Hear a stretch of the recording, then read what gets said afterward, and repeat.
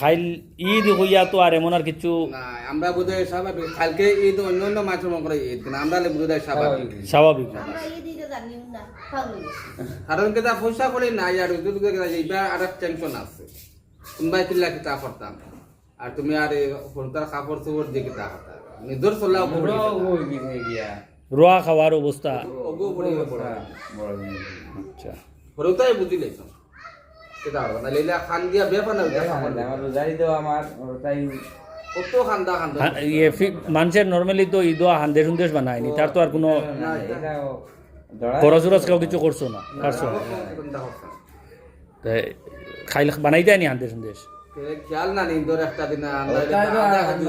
তুমি মরা আছো তোলা বানাইবে না হরতা মানতা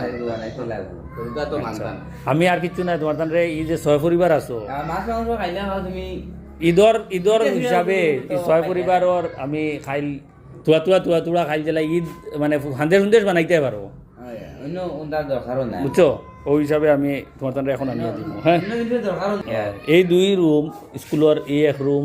আর হিসাইডে আর এক রুম, তো এই দুইও রুমও তারা এই দেখুন কাপড় চোপড় ইলেখান স্কুলের বাউন্ডারিতে রাখা, এই যে বাসন বর্তন এখানে কাপড় স্কুলের বই তো আর ইয়েতে তারা কাপড় চোপড় রাখিয়া এই অবস্থায় এই রান্দা বান্দা এখানে করতরা আর এখানেও ওগুলোখানো তারার দিন। এই যে দেখুন বাচ্চারা এই যে সামনে,